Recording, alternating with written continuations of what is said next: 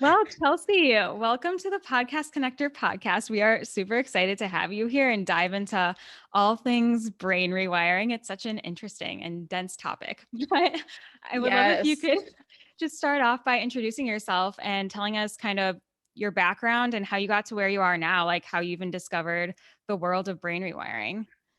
Alrighty. Well, thank you first and foremost for having me on the show. I am really excited to be here. And my name is Chelsea. I am the owner and founder of Lady Beta. So I primarily started as a rock climbing coach for women and have recently transitioned into doing more business coaching and then brain rewiring as well. For me, mindset has always been that biggest component. It's always been the thing holding me back in every single area and aspect of my life. So I really wanted to dive straight into brain rewiring because like once I heard about it, I was like, that's my solution. Like I didn't even really learn that much about it. And I was like, I don't care what it is. That's my thing. That's what I got to do.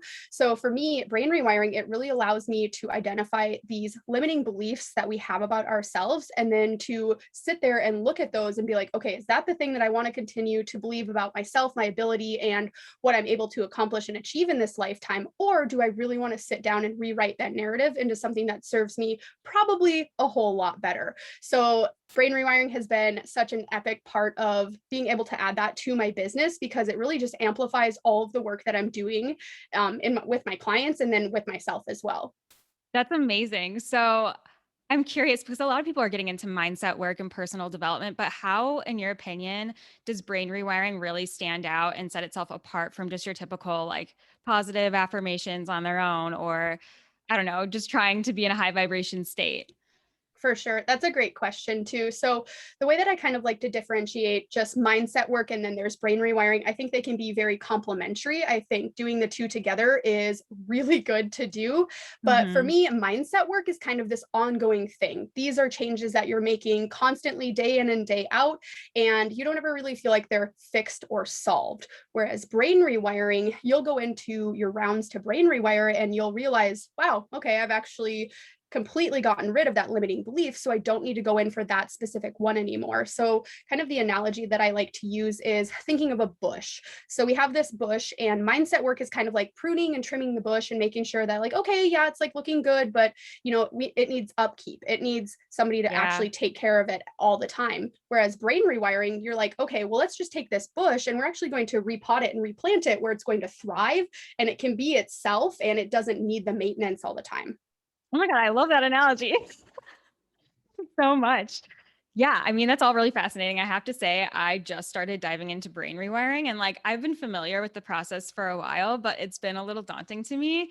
And I think it's interesting because I feel like in concept, it's actually pretty simple, but doing the actual work is difficult, if that makes sense. It brings up a lot. And so if you could just go ahead and kind of like break down what that process typically looks like, I think maybe people could start to visualize how it would look if they decided to implement it. Right. Yeah. And I totally feel you too on like, it's simple in theory, and then you sit down to do it. And I think it's this like, we know that's the thing that's going to bring up so much stuff for us. And then that's why there's that resistance there, is because you're Right. like, oh my God, this is going to change my life. Am I ready for that? Your ego's like, actually, we'd rather just stay here. We're good here. And in reality, you're like, no, we're not good here. This is why we want to do this in the first place. But with brain rewiring, I'll start that part over. With brain rewiring, there are so many different components to it. So you have your meditation rounds. That's just one small piece of it. There are also a lot of other aspects like shadow work, inner child healing, you have trauma healing, you have thought shifting. So there's all these different components that come together to create the brain rewiring process. And for me, one of the biggest components is thought shifting. So really going from this place of poor me, why did that happen to me, to like it's such a challenge to then take radical responsibility of everything that's happening in your life and really flip it around to be like, okay, why did this happen for me? What are the lessons that I meant to learn? Who is I meant to get connected with? And what is this supposed to teach me ultimately? So, as that being part of the brain rewiring process, like all of those components together, that's what really allows you essentially to change your entire life. It's not in my opinion, any one thing. Whereas I do think that the rounds and sitting down to do the meditation, which is around an hour every day, that's probably going to be the most time consuming part. And for me, I was like super resistant to it at first. I was like, there's no way I can could possibly sit down for an hour. But that's part of the process, is realizing like, why can't you sit down for an hour? You know, what's wrong with the silence? What's wrong with not feeling productive? And those are all of the thoughts that ultimately you're going to go into Rewire in the first place. Oh yeah, there's always something to peel apart when those pop up. And I think that's a good point too. And I think that's why there's so much value in having a coach or someone to work with, because again, it's not like if someone lays it out for you, it's pretty clear and it's pretty simple, but holding yourself accountable and allowing yourself to go through the shit that's going to come up is a big commitment. It's a big commitment. It's huge. It's huge. I don't even know if I would have honestly done it or stayed accountable if I hadn't been in a big group that was also doing it, because like it's hard, you know, and sometimes when things get hard, you're like, I'd rather just not. Or if you don't have anyone to verbally process things with, you know, inner child healing, trauma healing, and shadow work can bring up a lot of stuff for us. So not having anybody to soundboard, sure, you can journal, but then you're just like, okay, those are my thoughts. And you don't have anybody to be that mirror or reflection for you. It makes it really challenging. Yeah, 100%. So what is something that you wish you knew before you started the brain rewiring process? Ooh, I love that. Something I wish I knew is what I was going in for. The things that I wanted to rewire for myself were super shallow. I was like totally like, this is not going to crack me open. I'm ice cold. I'm totally fine. I don't have any trauma to heal. And I was like super wrong about that. I kind of described this to my clients like, okay, you know, this program, it's going to be pretty intense. You know, I'm here for you, but it is kind of that like you're crying in the bathtub, like curled up in a ball type of crack you open. And if like you are not willing to go there, then maybe this isn't right for you right now. So I guess I just didn't know how much it was going to crack me open, but I'm actually kind of glad that I didn't, because maybe I wouldn't have done it in the first place then. And yeah, those things that I went in for. So for me, I mentioned I worked primarily with rock climbers in the beginning. I really wanted to improve my athletic performance. So that's one of the things that I went into. And little did I know, it's like those onions, you're just peeling back these layers. And I was like, wow, it's actually so much deeper than that. It's not just like this thing that I thought. It like most all of it, when I work with people, what I find is it just comes back to self-worth and what we feel like we're worthy of. And most everything is going to be stemming from that. So I was really, you know, proud of myself for being able to peel back those layers and stay consistent, because it is so difficult once you realize you're like, oh shit, that is not my problem. It's actually something completely different. And then to start to like pivot and change towards that. Yeah, 100%. I feel like I see that too with my own brain rewiring process. I'm like, everything literally just comes back to self-worth.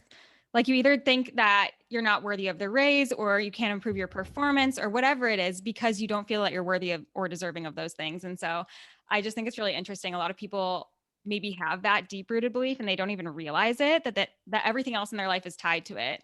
So it's just, and it's not an easy thing to work through for sure. But I do think brain rewiring really lays out the process for you and does it in a way that's going to serve you long term, rather than, like you said, just pruning the bush and trying to upkeep it. But I'm curious, what is one of either what's a limiting belief that you uncovered that you were surprised by, or what's an unexpected shift that you saw in your life as a result of brain rewiring? Oh, this is really good. So I also always tell people that are going to potentially work with me for brain rewiring, like this is gonna shake your shit up. Not just bathroom crying, but like the relationships in your life will change, because once you start to notice and actually look at your worth and you start to realize like, oh shit, I'm worth way more than this, you're going to start to really reevaluate the relationships that you have. So friends, family, partners. For me, it actually ended up, I could no longer essentially like justify or excuse being in the romantic partnership that I was in, because I knew ultimately that that was holding me back and it was causing and adding to a lot of these self-worth issues that I had. So I actually broke off a 3-year engagement to my ex-fiance. And yeah, so it was like a huge life shakeup. But once I realized that, I was like, shit, I can't keep lying to myself about this, because you do have to take all of that radical responsibility. And you're like, okay, well, I'm in this position now and I have two choices and two options, and yep, they're probably both going to be painful, but usually the more painful thing is staying in that comfort zone where you're at right now. So for me, that was a really big one. And the big limiting belief that was attached to that is I didn't believe that I was worthy of more. I didn't believe that I was deserving of finding a partner that was my equal out there. I essentially felt like I deserved to settle in that relationship. Been there, sister. Yep. We're talking about brain rewiring back then. Yeah, like when you're younger or a teenager, and then Yeah, these beliefs don't get solidified as you get older and older. exactly. I think a huge piece of it too is like you spend so much time with brain rewiring that when those things come up, you can't ignore them. Like once you see them, you can't unsee them. And you're putting so much time into this that, like, when I first heard about radical responsibility, that was even before I found out about brain rewiring. And I was like, how do you just do that? Like, just let that go and do it. And I think brain rewiring really helps you get to that path where you're like, there's no other choice. Yeah, absolutely. And you start to notice too all of the things that trigger you. And it's like in those moments, you really start to sit back and think like, okay, why is this triggering me so much, instead of just having that reaction and that reactive response? And for me, that's one of the best parts of post brain rewiring, is really being able to be a lot more responsive than reactive, because like, holy moly, I needed that as a person. I am way more calm now.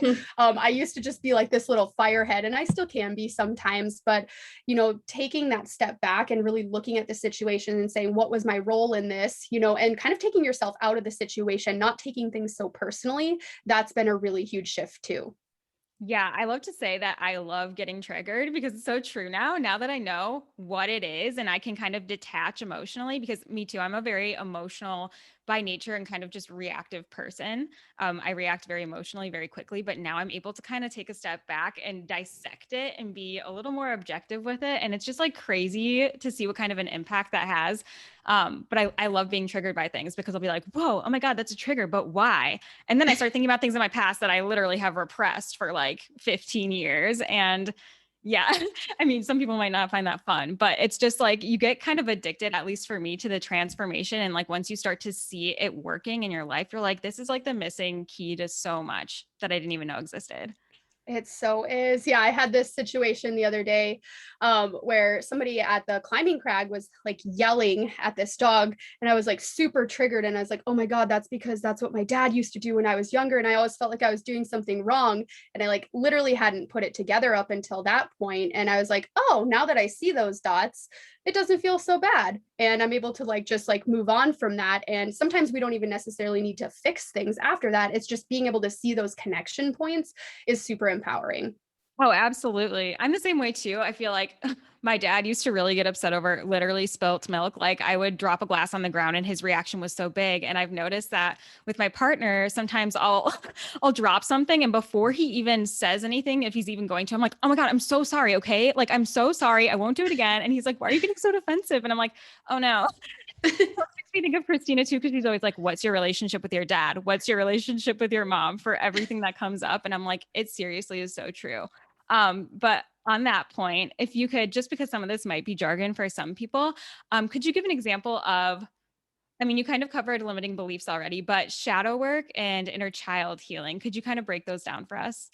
Yes. Okay. So these two, in my mind anyway, they're pretty linked. So we'll start with inner child healing. So this is essentially going back to your childhood. And I'm not saying, you had a terrible childhood or anything, but all of us have trauma from our childhoods. We are not our parents. We cannot be loved the exact same way that our parents want to be loved, which is, generally always the way that we're going to give love is the way that we want to receive it. That kind of goes with the 5 love languages. So just kind of like checking that part of it. But going back to your childhood and really looking at, when were the moments that shaped me and could potentially now as an adult be having an effect on me still? So for me, I'll give a personal example. I am the oldest of 4 children, and we're all relatively close in age. So I babysat a lot. I was, had a lot of responsibilities from a very young age. So for me, yeah, like, yes, it's great. I'm independent because of that, but I feel this immense pressure whenever I feel obligated to do something. I literally can't. That's the rebel in me. I'm like, nope, don't sign me up for that. I don't want to do it. Don't put me in a box. So for me, that absolutely shows up now as an adult. Wherever I feel obligation, I'm like so resistant to it, when in reality, it's probably fine. You know, I'm probably not going to die if that obligation happens. But going back and doing some inner child healing and essentially reparenting yourself, or treating yourself the way that you wish you had been parented at that age. So especially, we were talking about triggers in those moments where maybe you're crying and you have this really emotional response. How do you wish somebody would have treated you in those moments? Did you literally just need a hug? Did you just need somebody to say, hey, it's okay, sweetie, like it's going to be totally fine? Or maybe you just needed some time to be left alone, and maybe you never got that. So it really just goes to like, what do you really want in that moment, asking yourself, and then going back, you know, there's different meditations that you can do for that. For me, I find it really helpful to journal.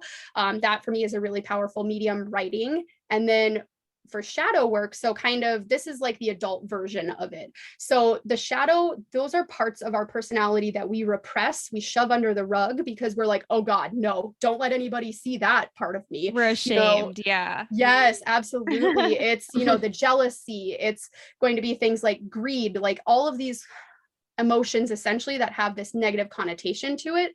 You know, this goes back to when we lived in tribes, and, you know, if we thought we were going to be an outcast in any way, that essentially equaled death. And our ego still thinks that now. It's like, oh my God, if you're an outcast, you're going to die. If people don't like you, you're going to die. You're not going to be part of the tribe anymore. So all of these parts of our personality, I have this list. It is like the list of the shitty words that I give my clients. And I'm like, okay, these are probably all going to trigger you. All of these words, lazy, dumb, you know, other ones, the greed, the jealousy, all of those types of ones on there. But I give them that to pick out the one that triggers them the most, because that's where we're going to start with shadow work. So looking at that word and really realizing, like, where did this come from? If somebody called you that, why would you be so triggered? We can go with lazy for an example.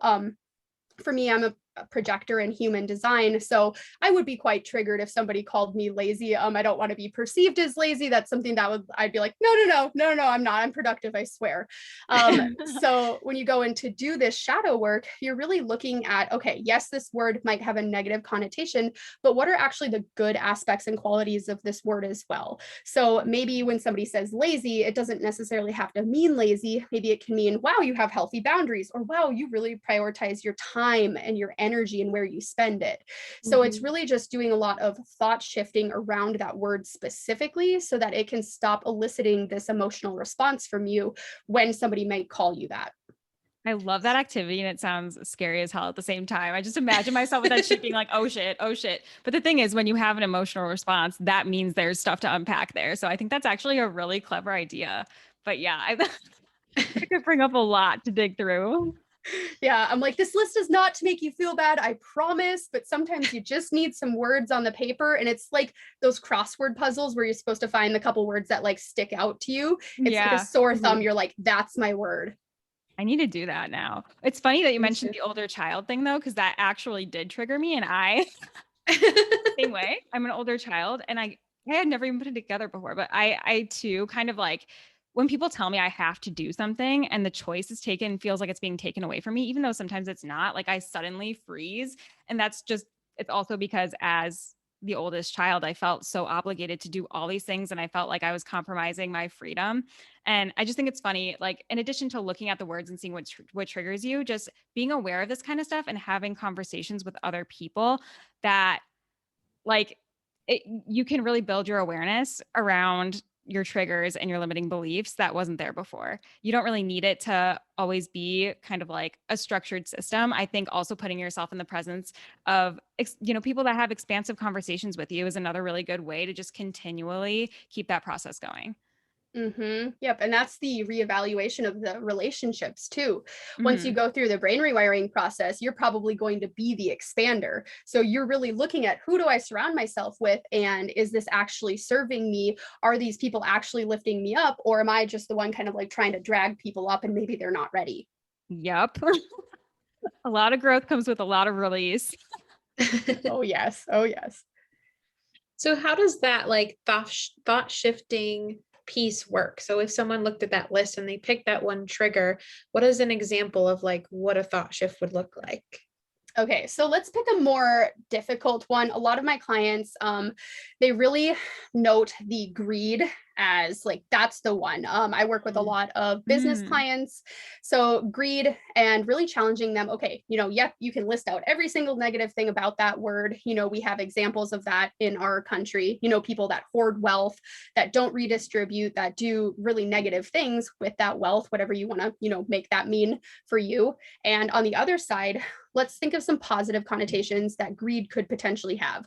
Okay, the more money you make, the more you can help other people. That's going to be a positive one. The more that you can donate to causes that really matter to you, the more that you're going to be able to raise the vibrations of people around you. You're literally going to be able to help more people with the more money that you make. So right there, you kind of are able to stop looking at it as, oh my gosh, this is such a negative thing. Like, I'm going to try as hard as I can not to have this part of my personality show, to where then you feel more positively towards it. You're able to actually reframe it and reword it in your mind. And then you're going to be able to show up that much more powerfully. So for me, greed is definitely a part of my shadow, because I went from essentially living on food stamps to making multiple six figures quite quickly. So for me, I have that, pretty stark contrast. I'm like, I'm not going back to that place. Like, nope, Yeah. I like my business. I like the amount of money I'm making now. I really feel like I'm able to have a big impact in the world. And it just feels really nice not living paycheck to paycheck. We ain't doing that anymore. So for me to be able to reframe, okay, instead of showing up kind of scared that I might be greedy or be perceived that way, I've reframed that in my mind. And I know I can donate to other places. I can potentially give scholarship spots to work with me. There's so much more good that I can do when I make more money. And if I show up that way, that's going to attract in the right type of people. And that's not that lack or scarcity energy. Right. And I think that goes back to what you said earlier about worthiness. Like that is a worthiness mindset versus before where you really didn't feel deserving of all of the success that you've worked for. 100%. Yeah, even anything on that list, like if you were saying like you're dumb or whatever, like that's all coming down to your self-worth and what other people's view of you is. It's so cool how you can internalize and really just focus on your view of yourself, and it doesn't matter about the external. Yep, absolutely. And it's really hard too, because a lot of these just are perceptions that other people were worried that they might have of us. A lot of the times, maybe they aren't based in reality, but we're like attaching all this meaning to it. And we're like, oh my God, they must be thinking X, Y, and Z, when it's stemming from our own lack of worth in the first place. Yeah. So, I have a question for you. What then, and this might go a little bit beyond the scope of brain rewiring, but say somebody does have to work on their self-worth, and this is going down like this could be a really long conversation on its own. It doesn't have to be, but just what are some things that you would say to someone that needs to work on that? Like, where should they even start? Ooh, this is a great question. I also have a lot of clients that come to me from more traditional therapy routes as well. And I think therapy is amazing. I think it can work really well in conjunction with this as well.